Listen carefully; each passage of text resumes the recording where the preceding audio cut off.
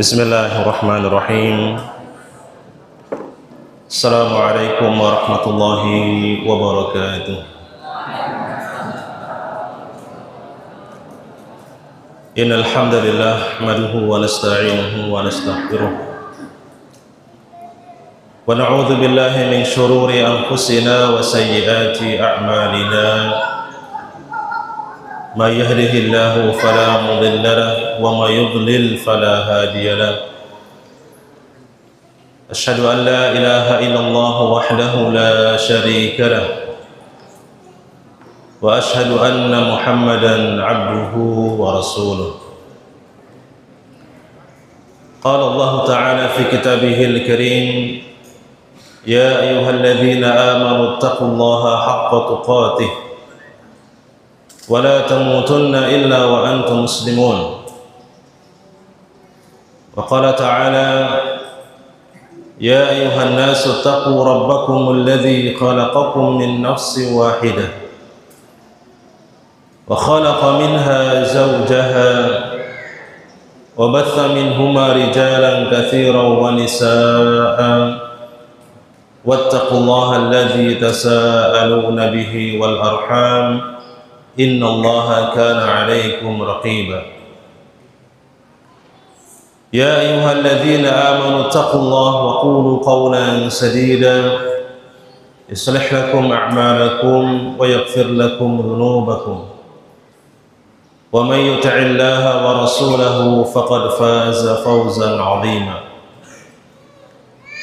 Fa inna asdaqal hadithi kitabullah wa khairal hadi hadi Muhammadin sallallahu alaihi wasallam wa syarrul umuri muhdatsatuha fa inna kulla muhdatsatin bid'ah wa kulla bid'atin dhalalah wa kulla dhalalatin finnar.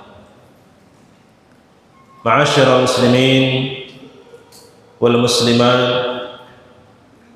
bapak-bapak, ibu-ibu, para ikhwan, para santri dan santriwati, seluruh jamaah kajian Pesantren Islam Darul Rasyid, rahimani wa rahimakumullah.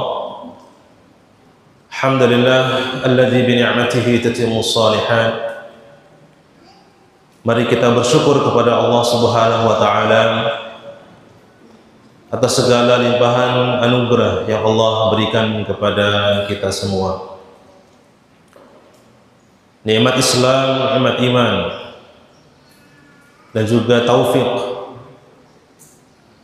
untuk tergerak diri kita melaksanakan ibadah kepada Allah Subhanahu wa taala,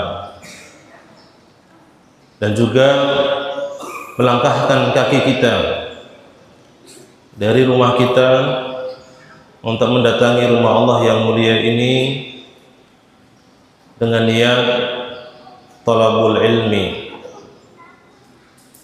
bermajlis ilmu, yang merupakan salah satu sebab dari sebab-sebab dukhulul jannah, seorang dimasukkan ke dalam surga oleh Allah Subhanahu wa taala. Sebagaimana sabda Nabi yang mulia alaihi salatu wassalam, man salaka tariqan yaltamisu fihi ilman sahhalallahu lahu bihi tariqan ilal jannah. Barang siapa yang menempuh satu perjalanan dalam rangka menuntut ilmu agama, mempelajari ilmu agama, maka dengan sebab itu Allah akan mudahkan langkahnya untuk menuju surga. Jadi talabul ilm bukan sekedar sebab masuk surga, akan tapi dia salah satu sebab yang Allah mudahkan kita untuk bisa masuk surga. Maka hani'an lakum wa marhaban bi talibil ilm. Demikian Nabi yang mulia SAW menyambut para sahabat yang datang untuk talabul ilm, dan pesan kepada para ulama, para duat, dan juga para talabatul ilm untuk menyambut orang-orang yang datang dalam rangka talabul ilm. Ikhwani fillah rahimani wa rahimakumullah. Kajian kita pada sore hari ini insyaallah subhanahu wa ta'ala melanjutkan kajian kita pada bulan lalu tentang mengagungkan sunnah Rasulullah sallallahu alaihi wasallam. Kita sampaikan kemarin keluh kesah kita tentang sebagian kaum muslimin, semoga Allah memberikan hidayah kepada mereka semua, yang istihza, merendahkan, melecehkan, bahkan menjadikan senda gurau sebagian dari sunnah-sunnah Rasul sallallahu alaihi wasallam, yang sebagian besar itu dilakukan karena kejahilan mereka terhadap kewajiban kita selaku muslim kepada Nabi kita Muhammad sallallahu alaihi wasallam. Sebagian yang lain melakukannya karena syubhat. Sebagian yang lain melakukannya karena al-hawa atau hawa nafsu. Maka ma'asyiral muslimin rahimakumullah, perlu di sini untuk kita sama-sama mengkaji, sama-sama kita kembali mempelajari terkait dengan hak-hak Rasulullah sallallahu alaihi wasallam yang wajib kita tunaikan sebagai umat beliau, sebagai orang yang beriman bahwasanya beliau sallallahu alaihi wasallam adalah Rasulullah, utusan Allah.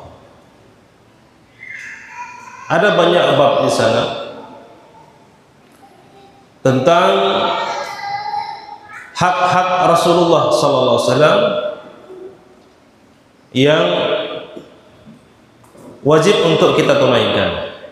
Di antaranya tentang yang pertama, wajibnya beriman kepada beliau sallallahu alaihi wasallam. Yang kedua, wajib mencintai beliau.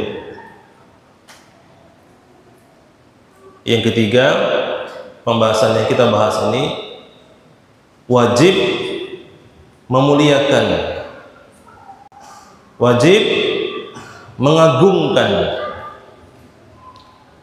Rasulullah sallallahu alaihi wasallam.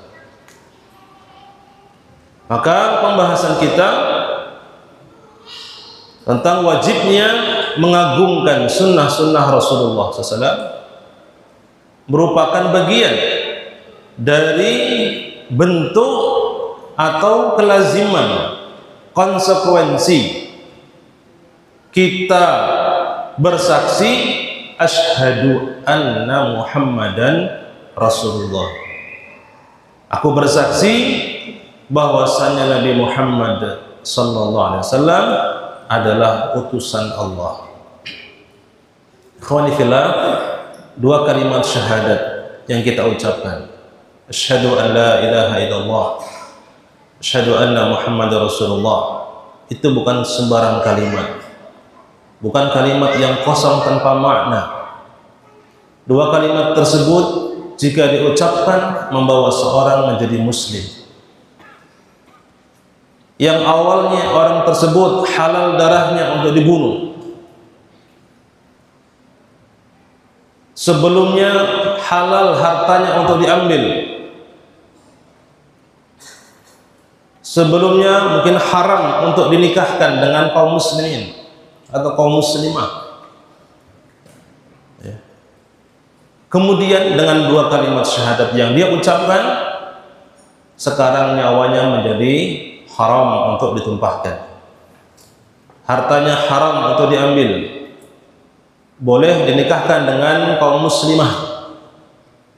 Makanannya halal dan seterusnya. Maka perlu kita pelajari bersama-sama. Kita dalami kembali makna dan kandungan dari dua kalimat syahadat yang kita ucapkan.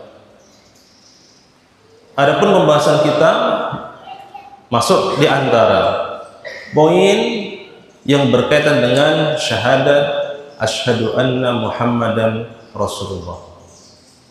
Kita bersaksi bahwa Nabi Muhammad sallallahu alaihi wasallam adalah utusan Allah. Kalimat yang kita ucapkan ini, persaksian yang kita saksikan ini tentu memiliki konsekuensi. Ya. Memiliki apa? Konsekuensi.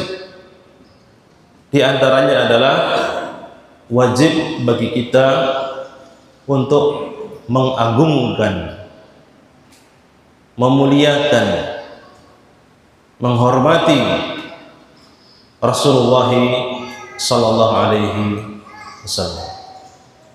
Nanti akan kita sebutkan banyak sekali dalil dari Al-Quran maupun hadis Nabi SAW dan juga athar dari para sahabat, tabi'in dan para ulama tentang wajibnya kita mengagungkan, memuliakan Rasulullah SAW dan memuliakan ajaran-ajaran Rasulullah SAW. Fanifillah, di dalam mengagungkan Rasulullah SAW, kita laksanakan bentuk pengagungan tersebut dengan hati kita, dengan lisan, dan juga dengan anggota tubuh yang kita miliki. Jadi ta'zimu Rasul alaihi salatu wassalam, mengagungkan Rasulullah SAW itu dilakukan dengan hati, dengan lisan, dan dengan anggota badan atau tubuh kita. Syekh Muhammad bin Khalifah At-Tamimi hafizahullah ta'ala menjelaskan di antara bentuk yang pertama, ta'zimun Nabi sallallahu alaihi wasallam bil qalbi, mengagungkan Nabi sallallahu alaihi wasallam dengan hati kita. Yang pertama, dengan kita meyakini bahwasanya beliau sallallahu alaihi wasallam adalah hamba dan rasul, hamba yang dipilih oleh Allah Subhanahu wa taala menjadi rasulnya. Jadi ini adalah derajat pilihan yang tidak akan didapatkan oleh seorang manusia pun kecuali dipilih oleh Allah Subhanahu wa taala. Maka ya, Nabi kita yang mulia alaihi salatu wassalam memiliki laqab ya, atau panggilan dengan Al-Mustafa. Paman Al-Mustafa yang terpilih. Dan Nabi yang mulia SAW adalah manusia pilihan dari kabilah pilihan, dari suku terpilih.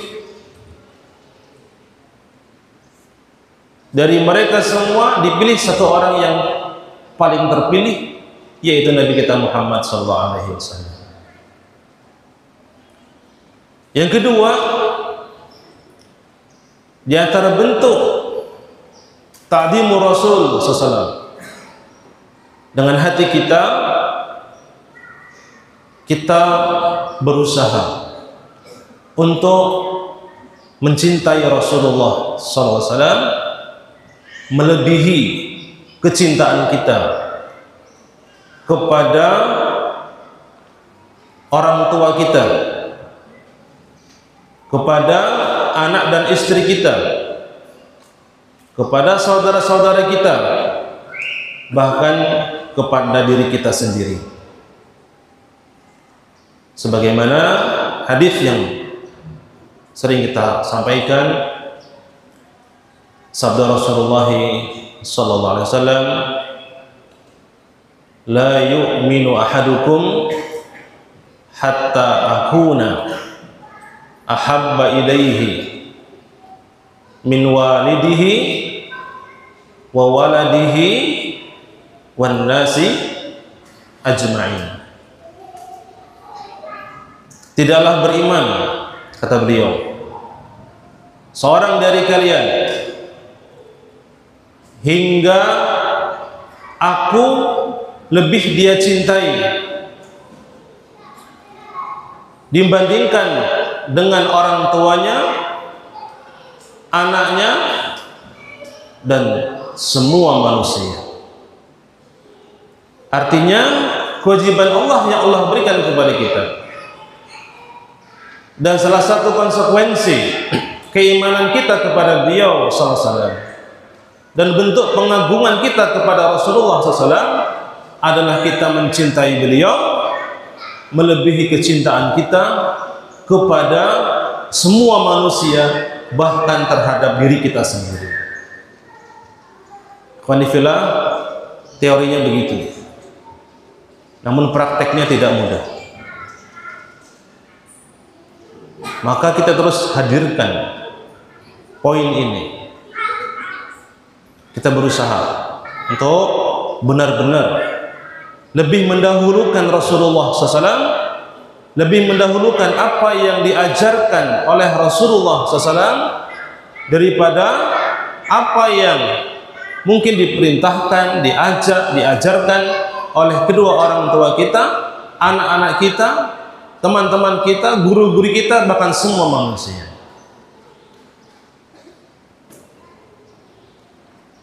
Demikianlah dahulu Rasulullah SAW mengajarkan kepada para sahabat.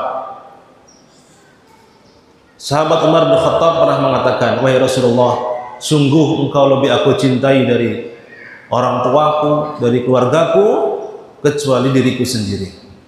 Jadi pada awalnya Umar mengatakan, wahai Rasulullah, engkau lebih aku cintai dari semua manusia kecuali diriku sendiri. Artinya apa? Beliau lebih cinta diri sendiri dibandingkan Rasulullah SAW.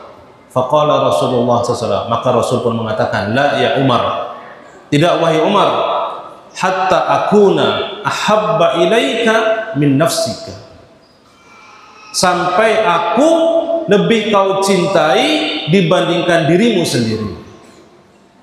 Faqala Umar, maka Umar mengatakan, al-ana ya Rasulullah, sekarang wahai Rasulullah, anta ahabbu ilayya min nafsi, engkau lebih aku cintai dibandingkan diriku sendiri. Meskipun berat, akan tapi kita berusaha, ya ikhwani fillah, lebih mendahulukan kecintaan kepada Rasul SAW, apa yang diajarkan oleh Rasulullah SAW kepada kita dibandingkan ya semua manusia, bahkan meskipun itu diri kita sendiri.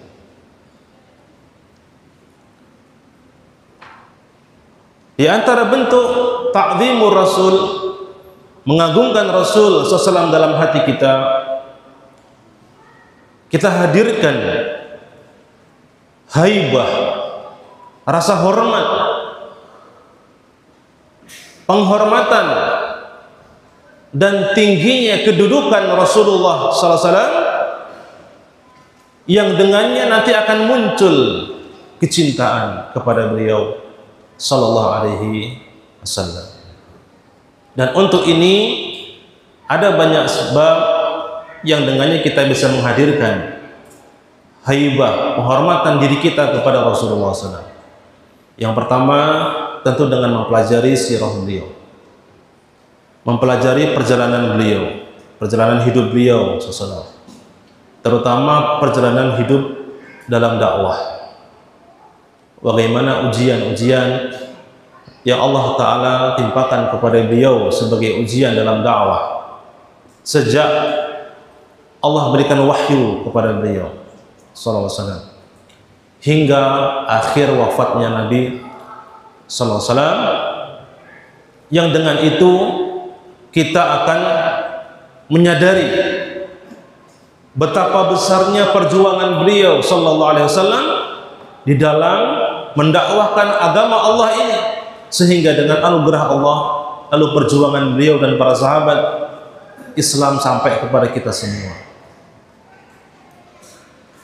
Maka dengan mempelajari perjalanan hidup Nabi SAW, terutama setelah menjadi Nabi dan Rasul, kita akan semakin tertanam dalam diri kita haibah, ijlal, rasa penghormatan, pengagungan kepada Rasulullah SAW.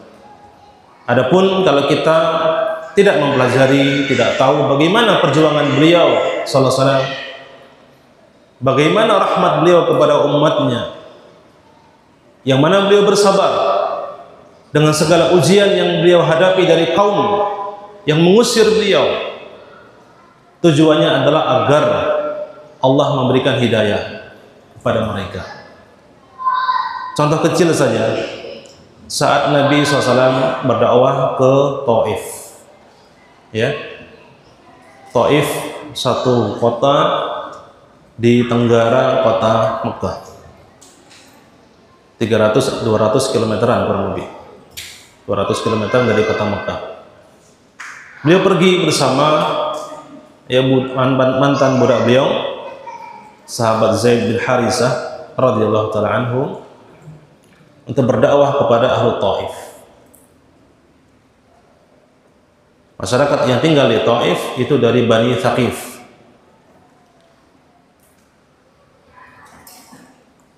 Ketika Nabi datang, SAW menawarkan kepada mereka, ya, dakwah. Sebagian mereka menolak dengan halus, terutama yang kenal secara langsung dengan Rasulullah SAW.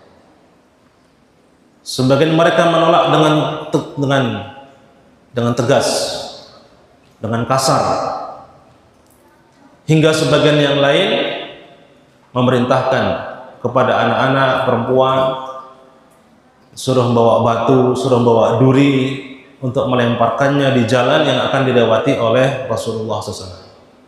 Hingga beliau pun sempat terluka dengan sebab duri dan batu yang dilemparkan oleh anak-anak dan wanita untuk mengusir Rasulullah SAW.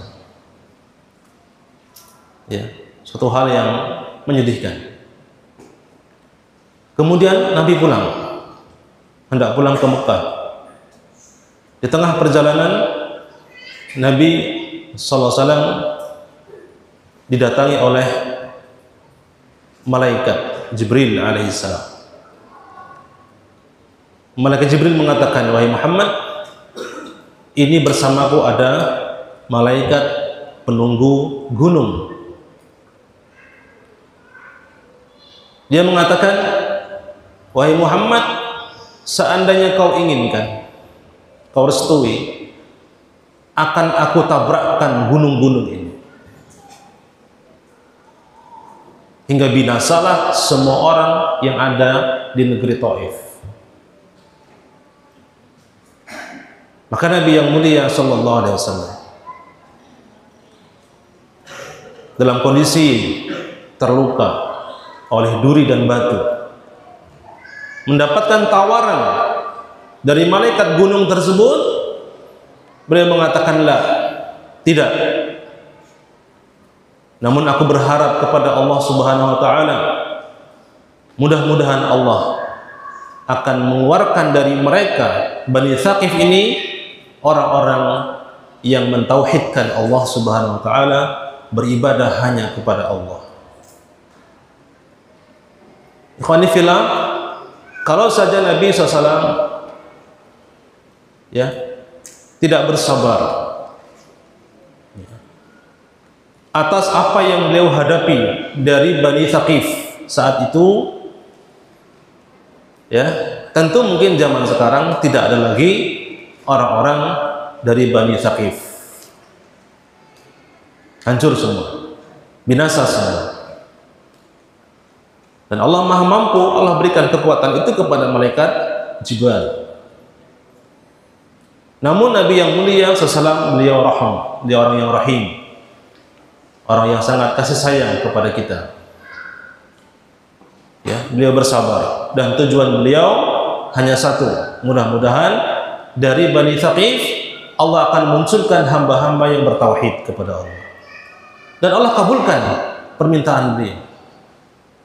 Hanya beberapa tahun dari kejadian tersebut, tidak sampai 10 tahun dari kejadian tersebut, berbondong-bondong penduduk Taif masuk ke dalam agama Islam. Tidak hanya itu, bahkan mereka orang-orang yang termasuk kokoh keislamannya setelah wafatnya Rasulullah SAW. Di mana diketahui setelah wafatnya Rasulullah SAW itu orang-orang Arab selain Mekah, Madinah dan Taif banyak yang murtad keluar dari Islam.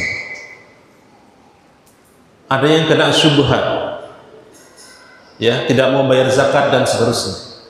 Namun Allah Subhanahu wa taala memberikan keteguhan kepada penduduk kota Mekah dan penduduk kota Taif.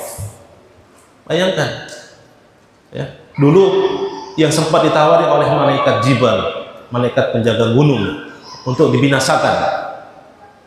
Tapi Nabi SAW, Nabi bersabar, udah tidak masalah. Semoga Allah keluarkan dari mereka orang-orang yang bertauhid kepada Allah. Maka, ya, sampai hari ini, alhamdulillah, kota Taif selalu dalam kekuasaan kaum muslimin. Kota Taif. Bahkan sekarang menjadi salah satu pusat ilmu dan pusat berkumpulnya para ulama, kota Taif. Maka ikhwani fillah, dengan mempelajari seperti kisah-kisah seperti ini akan hadir dalam diri kita pengagungan, pemuliaan kepada Rasulullah sallallahu alaihi wasallam. Yang kedua, bentuk ta'zimur Rasul sallallahu alaihi wasallam, mengagungkan Rasul sallallahu alaihi wasallam bil lisan, dengan lisan kita. Bagaimana bentuknya? Dengan cara ats-tsana alaihi bima huwa ahluhu, memuji Rasulullah sallallahu alaihi wasallam dengan apa yang pantas bagi beliau, dengan pujian-pujian yang Allah Subhanahu wa taala puji beliau.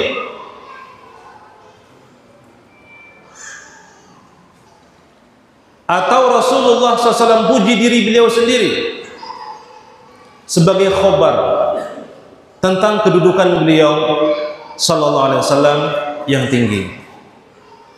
Dan di antara bentuk pujian kepada beliau adalah dengan perbanyak sholawat kepada beliau sallallahu alaihi wasallam. Sampai Allah saja, para malaikat, mereka bersolawat kepada Rasul SAW atau untuk Rasul SAW. Dan Allah perintahkan kita kaum mukminin untuk bersolawat kepada Rasul sallallahu alaihi wasallam.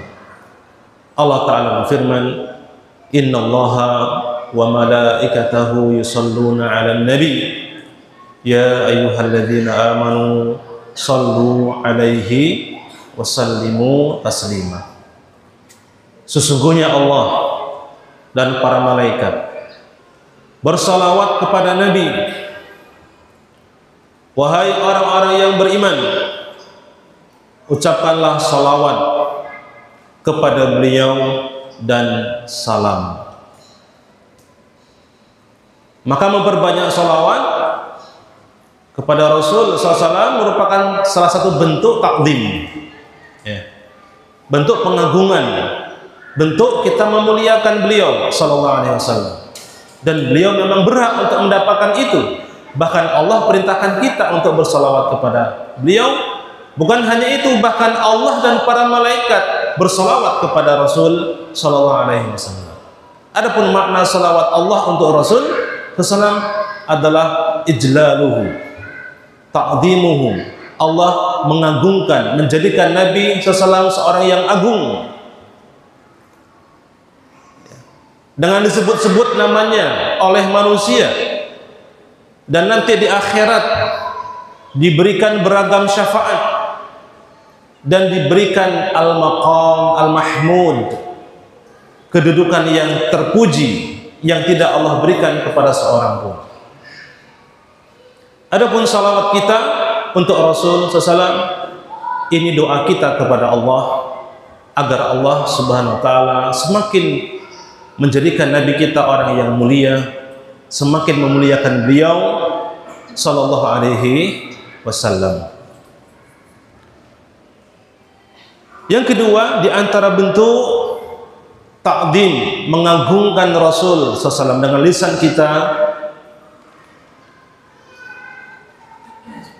yaitu adab yang Allah ajarkan kepada kita saat memanggil beliau sallallahu alaihi wasallam atau menyebut nama beliau sallallahu alaihi wasallam, yaitu janganlah kita hanya menyebut nama beliau, nama Muhammad sallallahu alaihi wasallam, namun hendaknya diiringi dengan Nabiullah atau Rasulullah, memberikan gelar beliau, ya, Nabi Muhammad sallallahu alaihi wasallam atau Rasulullah Muhammad sallallahu alaihi wasallam. Dan tidak boleh kita memanggil beliau saat dia masih hidup hanya dengan nama beliau saja. Dan ini adab yang langsung Allah ajarkan kepada kita.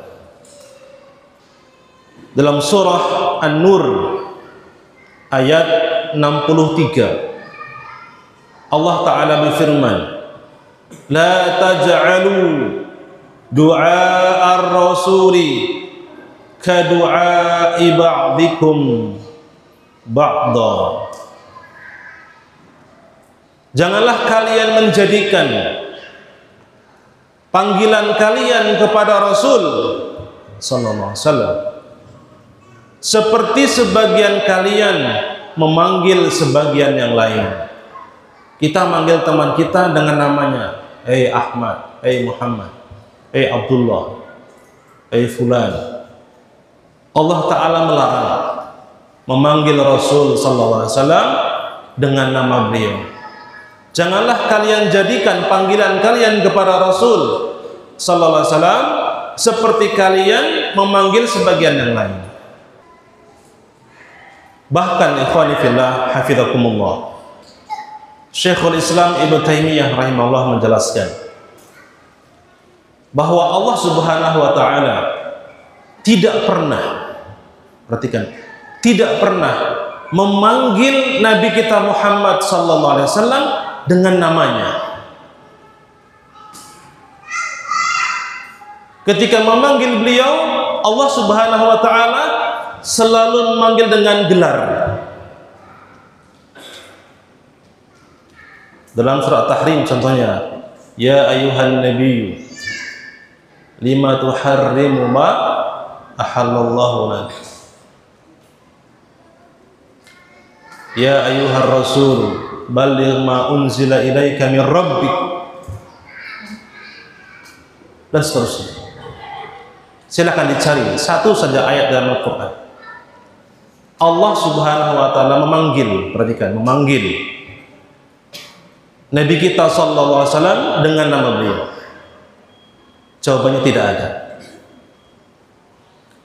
Setiap Allah hendak memanggil beliau sallallahu alaihi wasallam, Allah sebut gelar, laqab. Ya ayuhan nabi, ya ayuhar rasul, ya ayuhan nabi, ya ayuhar rasul, untuk memanggil. Akan tetapi jika itu sifatnya khobar artinya berita saja, bukan panggilan Allah kepada Rasul SAW, maka Allah sebut nama. Contoh firman Allah Ta'ala, Muhammadun Rasulullah walladzina ma'ahu asyidda'u 'alal kuffar ruhama'u bainahum. Muhammad adalah Rasulullah, utusan Allah, dan orang-orang yang bersama dengannya asyidda'u 'alal kuffar, mereka orang-orang yang tegas kepada orang-orang kafir, ruhama'u bainahum, saling kasih sayang dengan sesama mereka. Ini sifat sahabat, orang-orang yang tegas kepada orang-orang musyrik, orang-orang kafir, tapi saling lemah lembut, saling kasih sayang dengan sesama muslim. Ini berkebalikan dengan sebagian muslim zaman sekarang. Sama orang kafir rangkulan, salaman, ya, duduk bareng satu meja, ketawa-ketawa bersama-sama. Tapi sama muslim, ya, muslim, saudara muslim ngumpul untuk pengajian, dibubarkan. Membuat provokasi-provokasi untuk memusuhi sebagian kaum muslimin yang tidak sejalan dengan mereka. Ini tak boleh. Menyelisihi sifat-sifat sahabat radhiyallahu anhum ajma'in. Baik, syahid dalam ayat ini adalah Allah menyebut nama Nabi kita Muhammad sallallahu alaihi wasallam namun untuk khobar atau sebuah berita. Adapun ketika memanggil beliau, Allah Ta'ala tidak pernah memanggil beliau dengan menyebut nama. Maka di antara adab kita kepada Rasul sallallahu alaihi wasallam, di antara bentuk takdim kita kepada Rasulullah SAW dengan lisan kita adalah hendaknya kita tidak menyebut nama beliau secara langsung, namun kita sebut dengan menyebut gelar beliau, Nabiullah atau Rasulullah. Allahumma shalli wa sallim alaihi. Fadal muazzin, kita istirahat azan, kita lanjut ba'da al-azan.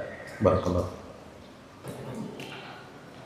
Bismillahirrahmanirrahim. Alhamdulillahirabbil alamin.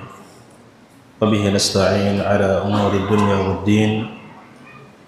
Wassalatu wassalamu ala asyrafil anbiya wal mursalin nabiyina Muhammadin wa ala alihi wa sahbihi ajma'in, amma ba'd. Ikhwani fillah rahimani wa rahimakumullah, jamaah yang dimuliakan Allah Subhanahu wa taala. Yang ketiga, di antara bentuk ta'zim Rasul, mengagungkan Rasul SAW dengan lisan kita, dengan cara menjelaskan kepada umat tentang keutamaan Rasulullah SAW, tentang kekhususan hak-hak spesial yang Allah berikan kepada beliau, menjelaskan mukjizat beliau sallallahu alaihi wasallam, dan mengenalkan sunnah beliau kepada manusia, mengenalkan sunnah Rasulullah SAW kepada manusia, dan mengajarkan sunnah tersebut kepada manusia, dan mengingatkan kita semua manusia tentang kedudukan yang beliau miliki dan juga hak-hak beliau yang harus dipenuhi oleh kita semua. Maka menyampaikan itu merupakan bentuk ta'zim, pengagungan kepada Rasulullah sallallahu alaihi wasallam.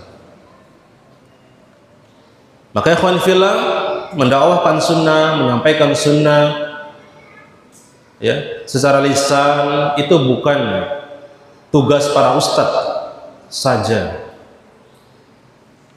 Bahkan itu tugas kita sebagai muslim, sebagai bentuk ta'zimur Rasul SAW, mengagungkan Rasulullah SAW, yang itu adalah bagian daripada kelaziman, konsekuensi syahadat kita, asyhadu anna Muhammadan Rasulullah. Maka jangan biarkan hanya para asatidz yang berdakwah, ya, para thalabul ilm. Jangan biarkan hanya guru-guru kita yang berdakwah, tapi kita juga berdakwah. Sampaikan sunnah kepada masyarakat, keluarga kita, tetangga kita. Ajarkan sunnah kepada mereka sebisa kita.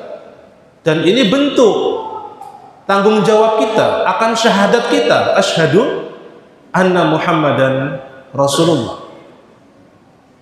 Dan itu bentuk ta'zim, pengagungan kepada Rasulullah SAW. Baik.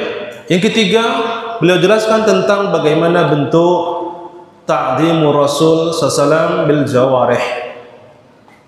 Bentuk mengagungkan Rasulullah SAW dengan anggota tubuh kita. Bagaimana bentuknya? Asy-Syaikh jelaskan, fahuwal amalu bi syari'atihi,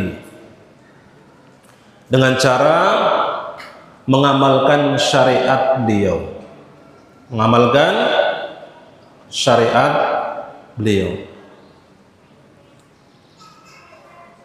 Dan itu salah satu tugas ya yang Allah tugaskan kepada beliau, selain mengajak manusia kepada tauhid. Tugas Rasul SAW dan para nabi yang lain yang kedua adalah agar menjelaskan, mengajak umat agar mereka mengamalkan beribadah dengan syariat yang Allah turunkan kepada nabi dan rasul tersebut. Wa ta'assi bi sunnatihi, yang kedua dengan mencontoh beliau dalam sunnah-sunnah beliau. Ya, ini luar biasa. Kalau ada orang itu kok istiqomah, ya, keluar masuk masjid baca doa. Perhatikan santri semua, ya, masuk masjid mendahulukan kaki kanan, ya. Keluar masjid mendahulukan kaki kiri. Mau pakai sendal, pakai dengan kaki kanan terlebih dahulu. Mau lepas sendal, lepas dulu yang kiri.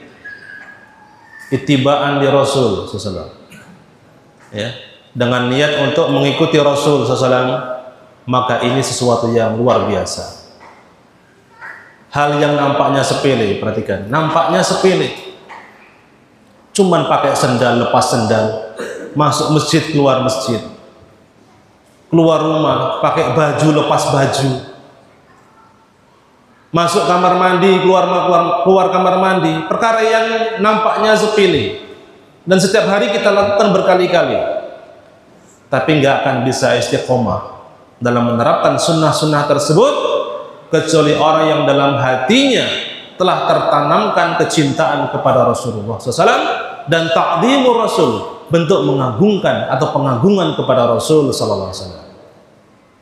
Sebagian orang, masya Allah, semangat sholat sunnah, taraweh, qiyamul lail, malam hari, puasa sunnah Senin Kemis, tapi pakai sendal nggak diperhatikan. Bagaimana ada pakai sendal? Masuk masjid, keluar masjid nggak diperhatikan. Bagaimana cara dia masuk masjid, keluar masjid? Keluar rumah nggak diperhatikan apa yang dia baca saat keluar rumah. Naik kendaraan nggak baca doa. Musafar nggak baca doa safar, zikir safar, zikir pagi petang lewat. Hal-hal yang nampaknya ringan, nampaknya sederhana dalam pengamalan sehari-hari, saya katakan orang tidak akan bisa istiqomah mengamalkannya kecuali dalam hatinya, dalam dirinya telah tertanam kecintaan kepada Rasulullah SAW. Inilah ta'zim tadi. Akan muncul itu ketika ada ta'zim, pengagungan kepada Rasul SAW dan kepada sunnah Rasulullah SAW. Kita sebagai kaum muslimin, ahlu sunnah, tidak boleh meremehkan sedikit pun sunnah-sunnah Rasul SAW. Sunnah dalam artian tariqah, cara hidup, al-hadiyu, bimbingan beliau kepada kita dalam beragama, terlepas dari hukum secara fikih, apakah itu wajib atau sunnah. Nah, sebagian orang sekarang sibuk bahas tentang sunnah, tapi yang dibahas sunnah secara hukum fikih. Ya benar, antum pakai sendal dengan kaki apapun nggak masalah, nggak ada kewajiban harus pakai dahulu dengan kaki kanan. Masuk masjid juga sama, pakai baju juga sama, dan seterusnya. Nggak wajib secara hukum fikih, akan tapi secara syariat ini adalah sunnah Rasul dalam artian petunjuk hidup Rasulullah SAW yang kita berusaha untuk mengamalkannya. Kenapa? Inilah bentuk takzim, bentuk pengagungan kepada Rasulullah SAW. Maka sebagian orang menyepelekan, gak usah sholat sunnah qabliyah, ba'diyah, kan cuma sunnah. Subhanallah. Nabi SAW tidak pernah menyepelekan itu. Bahkan Nabi SAW menyampaikan busra, kan, kabar gembira, keutamaan bagi orang yang melaksanakan sholat sunnah 12 rakaat sehari semalam selain sholat fardu. Allah bangunkan baginya rumah di surga. Tapi nggak wajib. Orang yang melakukannya diberikan ganjaran istiqomah melaksanakannya sehari semalam. Maka kita Ahlus Sunnah wal Jamaah, kaum muslimin, tidak boleh menyepelekan sunnah ajaran-ajaran Rasulullah SAW. Ya. Maka ini yang kadang-kadang kita juga tadi kembali kepada materi yang pertama, berat gitu kan. Ketika diberikan pilihan, ini satu perkara yang mungkin menyelisih sunnah Rasulullah SAW. Ini suatu perkara yang Rasulullah ajarkan. Kadang-kadang orang diberikan pilihan, ya, mau ikut sunnah atau itu yang tidak sunnah.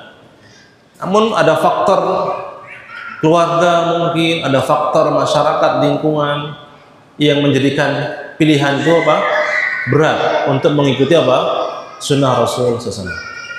Maka ikhwan fillah, dengan kajian ini mudah-mudahan semakin menguatkan kita bahwa lupakanlah semua orang selain Rasulullah SAW. Tidak akan ada yang memberikan manfaat bagi kita di akhirat kalau sampai kita mendahulukan orang lain dibandingkan Rasulullah SAW, hatta orang tua kita.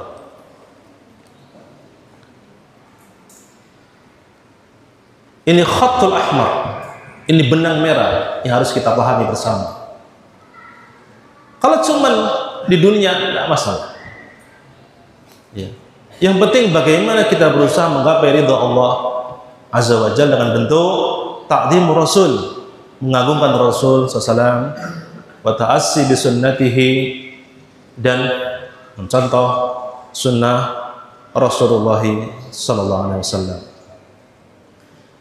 Wal akhdhu bi awamirihi zahiran wa batinan. Di antara bentuk ta'zim mengagungkan Rasul dengan anggota tubuh kita mengamalkan perintah-perintah beliau secara zahir dan batin. Jadi kita mengamalkan perintah Nabi SAW secara zahir kita laksanakan, dan batin kita ikhlas mengamalkan apa yang diperintahkan oleh Rasulullah SAW. Wa tahkimi ma jaa bihi fil umuri kulliha. Menjadikan apa yang beliau bawa sebagai hakim, sebagai pemutus perkara dalam semua perkara-perkara kita. Wa taslim lahu, menerima keputusan yang diputuskan oleh Rasulullah SAW dalam hadis-hadisnya. Jadi ada khilaf kita dengan orang lain, kita jadikan apa yang datang dari Nabi SAW sebagai hakim, sebagai pemutus perkara kita.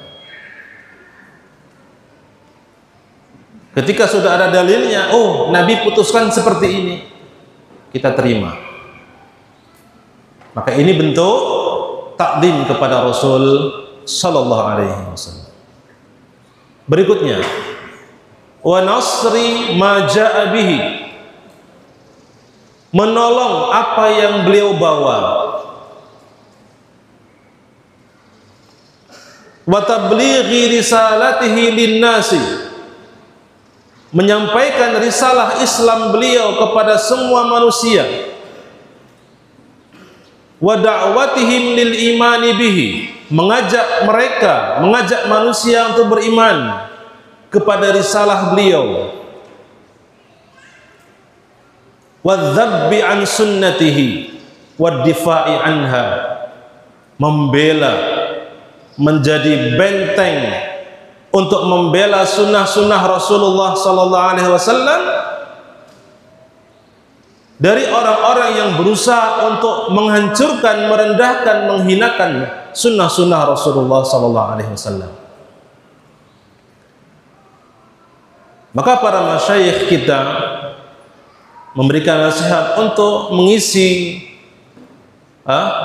media-media sosial dengan muhadarah-muhadarah, dengan ceramah-ceramah, nasihat-nasihat para asatidz, para du'a Ahlussunnah wal Jamaah. Untuk apa? Untuk mengkantar, untuk melawan kebatilan-kebatilan orang-orang yang menyuruh kebatilan dalam media-media tersebut. Maka bukan hikmah zaman sekarang meninggalkan dakwah di media sosial, bahkan sebaliknya, gunakan itu sebagai media dalam atau untuk berdakwah. Sebagaimana dahulu Nabi yang mulia SAW di awal-awal Islam, beliau datang ke pasar-pasar, datang ke pertemuan-pertemuan orang-orang Arab yang datang untuk haji. Tujuannya apa? Mengenalkan Islam kepada mereka semua. Wa ta'allumiha wa ta'limiha wa khidmatiha. Di antara bentuk yang lain pengagungan kepada Rasul SAW adalah mempelajari sunnah-sunnah Rasul sallallahu alaihi wasallam, mengajarkannya dan berkhidmat untuk sunnah Rasulullah sallallahu alaihi wasallam. Ikhwani fillah, di Masjid Nabawi itu ada satu kebiasaan yang banyak dilakukan ya sebagian kaum muslimin ya, dan ini sunnah. Ya, maksudnya untuk menghidupkan sunnah juga, tapi jarang kita lakukan. Apa itu? Berbagi minyak wangi bagi jamaah laki-laki. Berbagi minyak wangi, dia pakai minyak botol satu modalnya. Di masjid, yang masuk masjid ditawari apa? Minyak wangi. Bukan bagi-bagi satu-satu, tidak, tapi dia bawa satu, diberikan apa? Minyak wangi untuk orang yang datang ke masjid. Kalau yang lebih luks lagi pakai bukhur. Ya. Bukhur itu apa? Kayak kemenyan ya. Ya, bukhur. Ya, itu aromanya Masya Allah wangi sekali. Untuk mengaroma supaya aroma masjid jadi wangi, plus orang-orang yang diberikan minyak atau asap bukhur itu menjadi apa? Wangi. Ini sunnah. Ya kan? Bukankah di antara sunnah kita ke masjid itu dalam kondisi sebaik-baiknya, ya, pakai pakaian yang terbaik, paling bersih, ya, dalam kondisi wangi. Jangan masih bau badan pergi ke masjid, mandi dulu lah, ya. Kalau punya minyak wangi, pakai minyak wangi. Maka ini sunnah tadi yang belum kita hidupkan. Mudah-mudahan nanti bisa ada yang mengamalkan. Ini contoh mengamalkannya, menyebarkannya, mengajarkannya dan berkhidmat untuk sunnah Nabi sallallahu alaihi wasallam.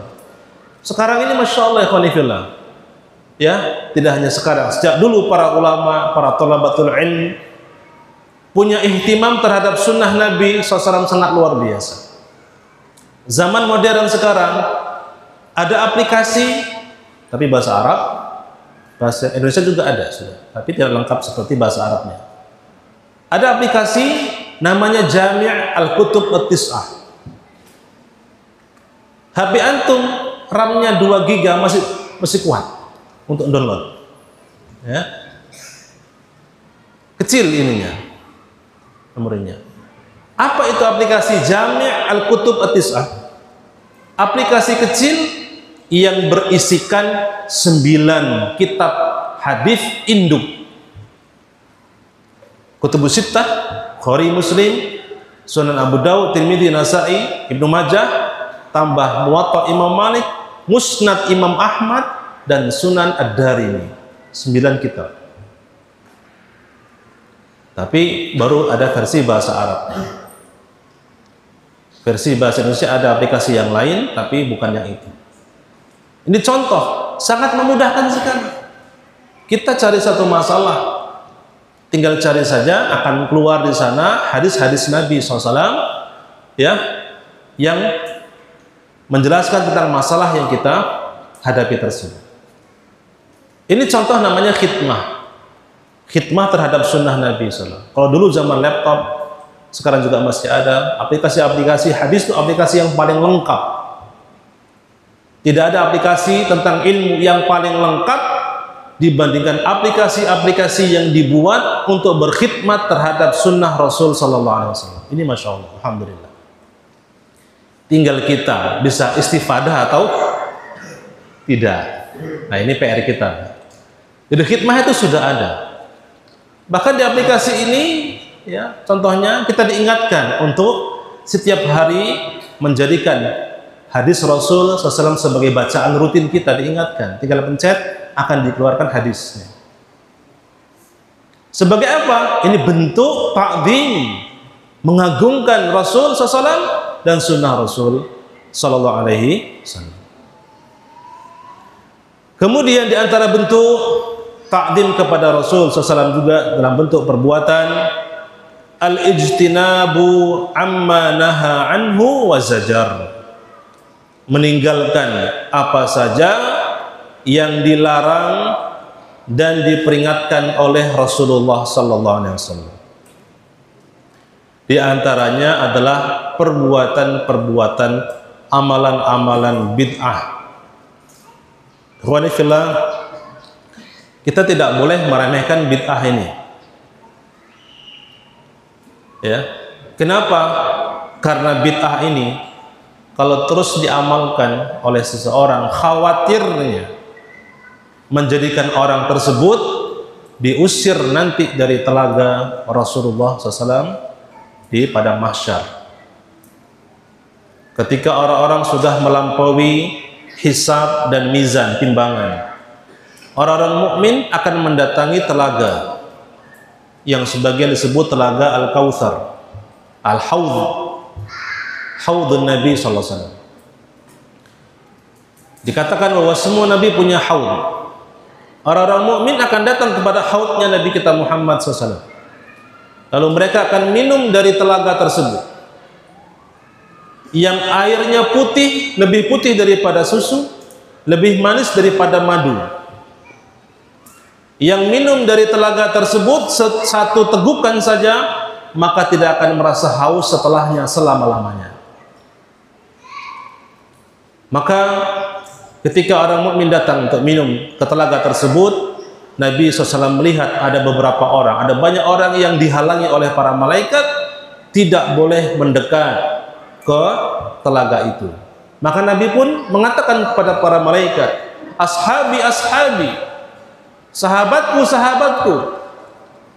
Qal aqila, maka ada yang mengatakan dari para malaikat, ya Muhammad, innaka la tadri ma ahdatsu ba'daka. Wahai Muhammad, kamu tidak tahu apa yang telah mereka buat dari perkara yang baru dalam agama ini setelah engkau meninggal dunia. Maka Nabi mengatakan suhqan, suhqan, celaka, celaka, atau jelek, jelek, itu perbuatan itu. Ikhwani fillah, kita berusaha untuk meninggalkan semua perbuatan bid'ah, yang tidak diajarkan oleh Rasulullah SAW, meskipun nampaknya atau niatnya itu baik, niatnya mulia.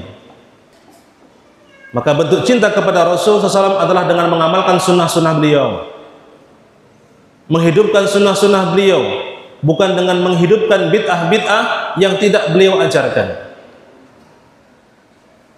Nabi SAW bersabda, "Man ahdatha fi amrina hada ma laysa minhu fahuwa raddun." Siapa yang mengada-adakan sebuah perkara dalam agama kami yang tidak pernah atau bukan bagian daripada agama kami, maka akan tertolak. Maka kami nasihatkan kepada kaum muslimin semuanya untuk kembali kepada ajaran-ajaran Rasulullah SAW. Kita muliakan sunnah-sunnah Rasulullah SAW dan kita tinggalkan apa saja yang tidak diajarkan oleh beliau SAW. Sebenarnya di dalam mengamalkan apa yang beliau ajarkan sudah cukup. Sudah cukup. Kalau kita sehari semalam saja mau benar-benar mengamalkan amal-amalan beliau, maka Masya Allah, Tabarakallah, sudah cukup, tidak perlu nambah-nambahi. Bahkan ada sebuah ungkapan dari Imam Malik ibn Anas rahimahullah. Ya, ini konsekuensi yang sangat berbahaya. Beliau mengatakan, "Man ibtada'a fil islami bid'atan yaraha hasanatan faqad za'ama anna Muhammadan khana risalah." Kata Imam Malik ibn Anas rahimahullah, beliau ini gurunya Imam Syafi'i rahimahullah, mengatakan, barang siapa yang mengada-adakan sebuah bid'ah dalam agama yang dia pandang itu adalah baik,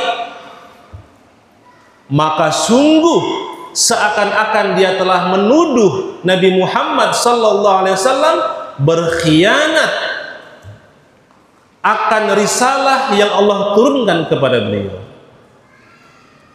Lianna Allah Ta'ala qala, karena Allah Ta'ala berfirman, "Al-yawma akmaltu lakum dinakum." Pada hari ini telah aku sempurnakan bagi kalian agama kalian.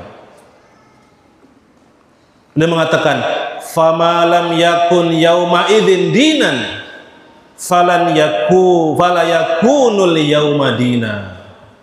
Maka apa yang pada zaman Nabi bukan agama, bukan bagian dari ajaran agama, maka pada hari ini juga itu bukan bagian dari ajaran agama. Maka ini konsekuensi yang sangat berbahaya sekali. Meskipun kita tentu mengatakan, mungkin mayoritas masyarakat yang mengamalkan itu tentu nggak sampai seperti itu. Nggak mungkin mereka akan mengatakan Nabi Muhammad SAW berkhianat. Nggak ada yang berani mengatakan seperti itu. Tapi ini sebuah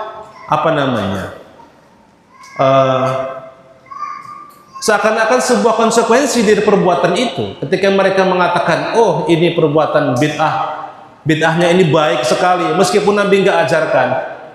Bukankah Allah mengatakan, hari ini sudah kami sempurnakan?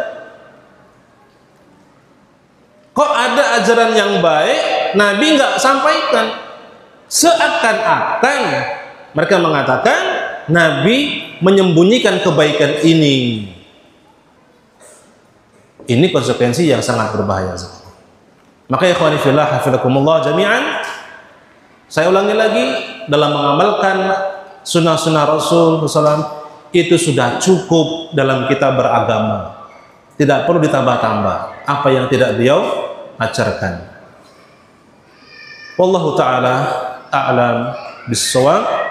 Semoga Allah Subhanahu wa taala memberikan kepada kita semua keistiqomahan di atas Islam, di atas iman, di atas sunnah Nabi SAW sampai kita meninggal dunia, diwafatkan sebagai seorang muslim, mukmin dan sunni ala millati Muhammadin sallallahu alaihi wasallam. Kita akhiri majlis kita dengan doa kafaratul majlis. Subhanakallahumma wa bihamdika asyhadu an la ilaha illa anta astaghfiruka wa atubu ilaik. Wa sallallahu wasallama ala nabiyyina Muhammad wa ala alihi wa sahbihi ajma'in. Walhamdulillahi rabbil alamin. Assalamualaikum warahmatullahi wabarakatuh.